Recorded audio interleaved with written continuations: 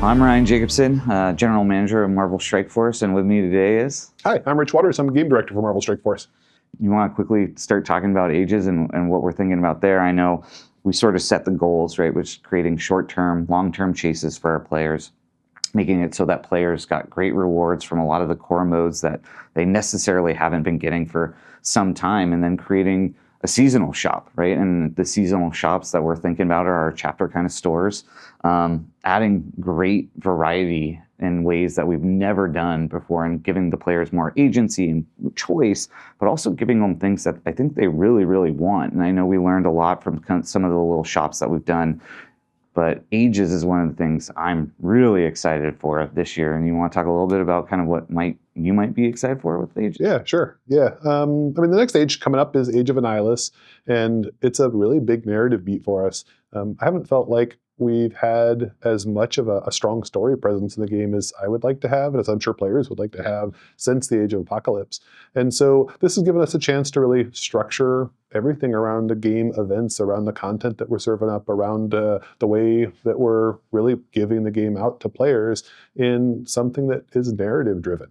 And there's big functional elements, like you said. We will have currencies you're earning through playing the modes that you're already playing and enjoying, with really valuable things you can get with those currencies. Rotates on a quarterly basis. And so we're shifting a lot of things in the game into this new Ages mode, but it should be very much in your face that Age of Annihilus is the thing that you're doing right now, and everything is building towards that across the board. Yeah, so I think one of the things we've struggled with recently, right, is that kind of immersion, that sense of immersion that we're giving to our players. I think one of the key things is, as we rebalance it, as we think about how to shift to this new system, is making sure no one feels any sense of loss. If you had currency balances, then you're still going to have the same buying power in game with those that you always have. If there were things you like to purchase from the War store or the Crucible store, all those things are still available to you. So we're trying to be very careful that there's no sense of loss whatsoever. There's no way that you could feel like, oh, hey, this didn't work out well for me. And in addition to that, the new seasonal store ought to have prizes that you care about, rewards that you're interested in, so that playing the modes that we have, playing War, Crucible, Arena, Raids, anything, is going to translate into things you want. And so, yeah, looking forward to getting that changed. Yeah, and I think the other thing with the way that we're trying to make pretty massive changes, right, to the way that the legendary characters are going to be rolled out. Each chapter being 3 months long, but a distribution of 810 plus shards of these legendary characters, only given out through engagement, no monetization attached to them whatsoever, so that all players, right, can go after and get kind of the best characters that we put into the game. I think also is going to be a really exciting thing that people should be really looking forward to. Sure. Yeah, that makes sense. With the legendary characters, we tried something recently with Lilandra and made sure that people could go in and engage and earn a great character that way entirely by playing. And so we'll be doing that with the legendary characters leading up to Annihilus. But then, like you were saying, in the seasonal shop, any new character might be something you can chase pretty easily. And so it doesn't really pull you out of that sort of engagement loop for going after things you care about. I'm really excited about that change. And I know there's a ton of other things that we're still working out around kind of the ages and some of the structural stuff we're putting there. But I think there's also massive changes that you've put a lot of time into around War. You want to start talking a little bit about some of the War stuff we're thinking about? Yeah, sure. We can move on to War. War is something that we've had a chance to talk to players, get a lot of feedback, look at the data that we have, and we've seen that over time, the commitment it takes to play War, how many hours a day that you need to get into it, if you're in a serious competitive alliance, has just really shot through the roof. And as we thought about that, that's not the experience we want people to have. We want it to feel like you're collaborating with your alliance, you're playing together, you're making interesting decisions at a high level, but then everyone's going out and sort of doing what they need to do individually. And what we found instead is, because of the way we run our efficiency system in the War scoring, that players feel like the War captain has to really go and tell them all of the attacks to do, because even one missed attack can lose you the war. And so it's a tough experience on War captains, and it's less fun for you as a player because someone's telling you everything you should do, which is rough. So we're looking at some big War changes now, and those center around shifting the strategy for War to a higher level, so that people are talking in their alliance, collaborating about how do you attack the enemy base? What rooms do you want to go through? What order do you want to attack them? And moving that focus away from the individual battles, where people feel like they can't fail even one of those battles.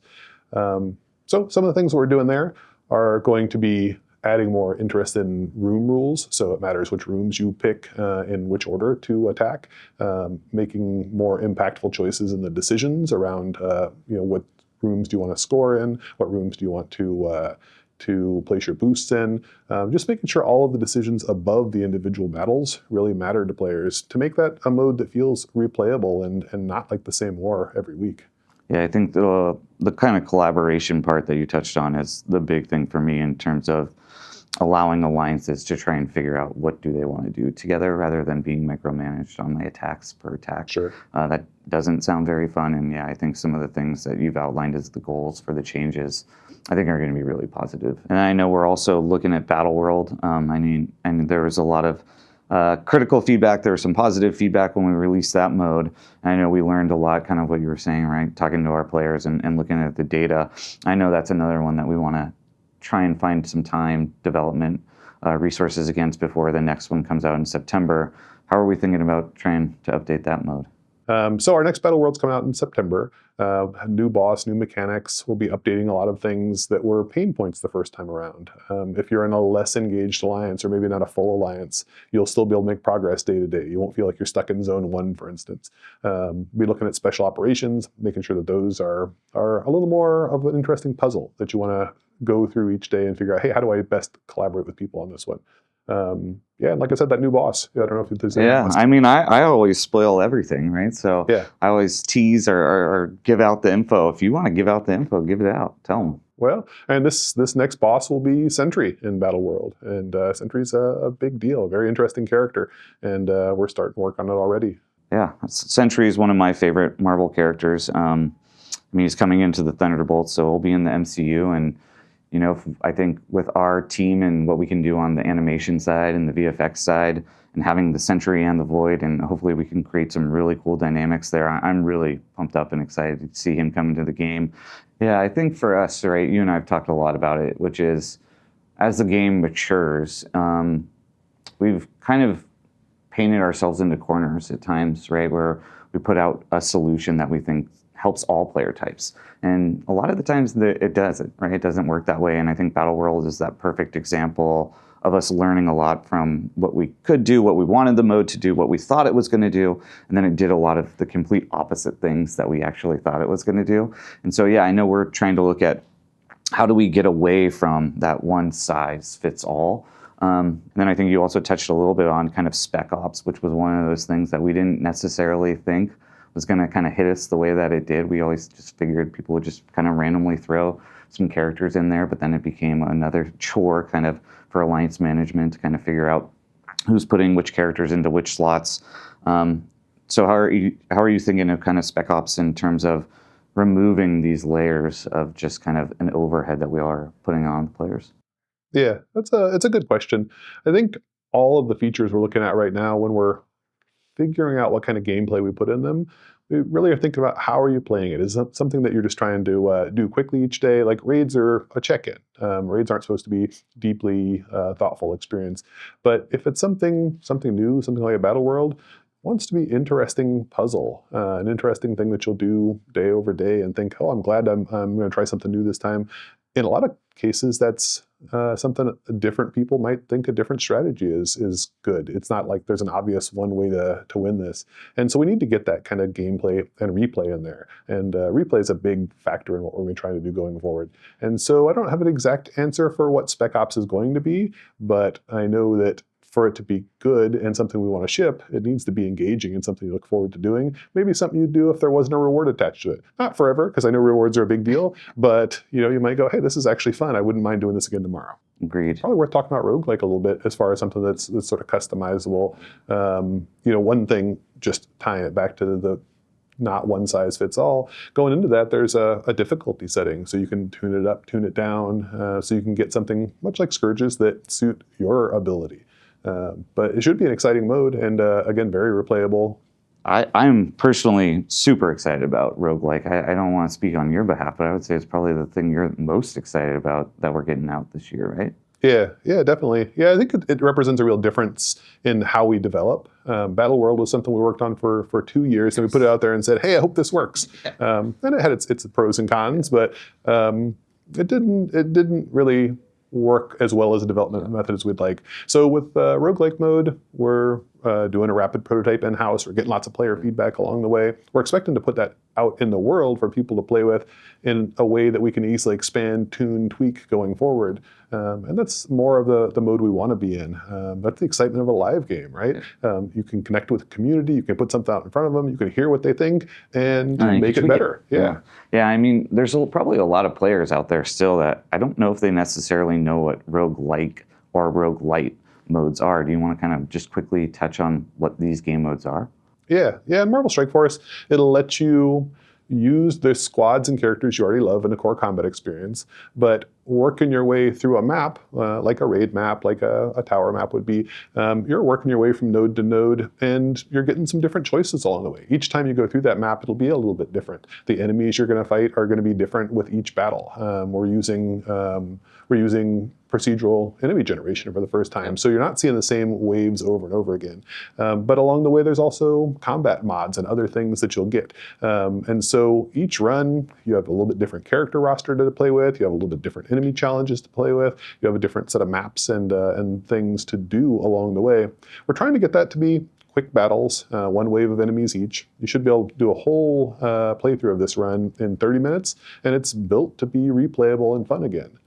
So that's why I'm excited about it. I'm excited about the procedurally generated kind of combat as well, right? Where we're going to be looking at a lot of the data in War, Cosmic Crucible, understanding what teams people are using and some of those combinations.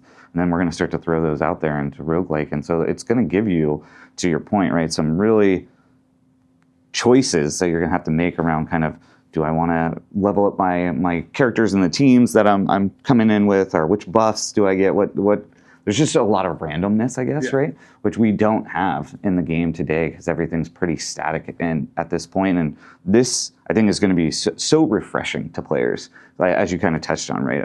A new way to play with all these characters that you love in ways that you've never been able to before. And so, yeah, it's one of those things that I definitely I'm really looking forward to it getting out. And as you kind of touched on, I think Battleworld, again, we learned so many lessons, 2 years of development, threw it out there, and then it didn't do what we actually thought it would do and what we wanted it to do. And so, yeah, I think that kind of rapid development that we're trying to do now and get things into players' hands, try and get a lot more feedback through play tests with the player council, a lot of our content creators and just players in general also is going to be beneficial to us. And so, yeah, I'm really, really excited for this. And then I know this is kind of what we're calling, the MVP of it. Once it's in the player's hands, then we're going to really see what other development we want to put against it. Yeah, there's a lot to continue growing there. And I think that's a good way for us to develop in the future, is putting something out there that we've built to be extensible, that we go, hey, this is the part players are liking about it, let's do some more of that.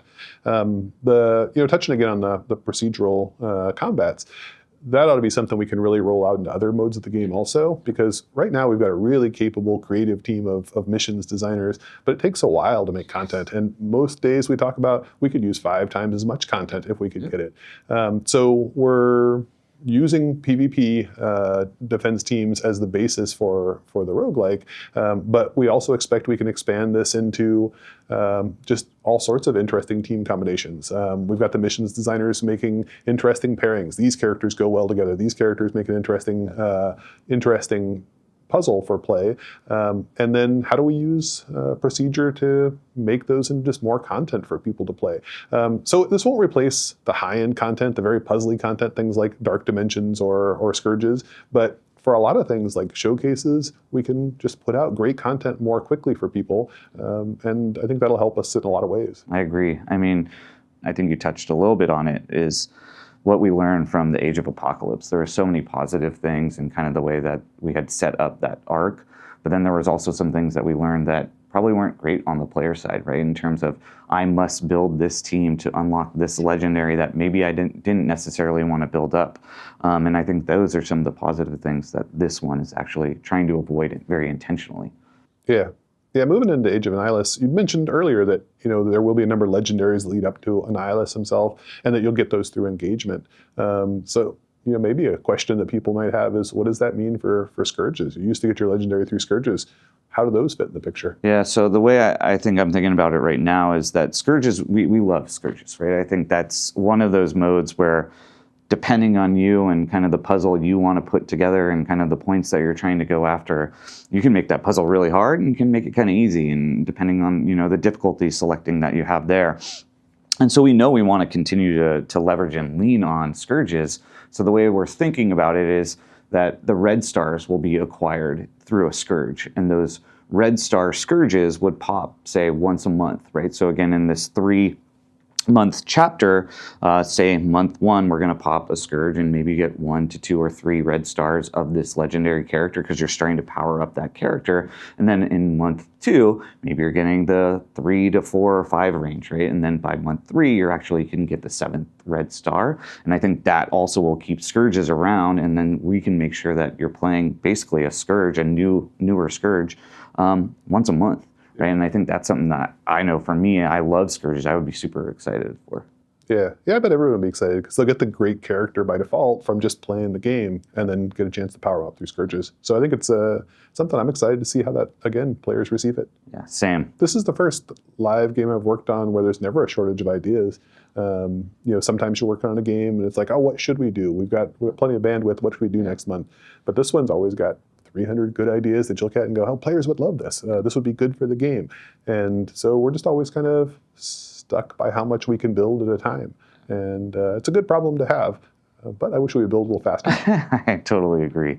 Well, I appreciate you taking the time, Rich, to chat about the roadmap with me. Look forward to seeing what all of our players think about everything that we're making. Yeah, this will be fun. Thank you very much. Yeah, it's a wrap.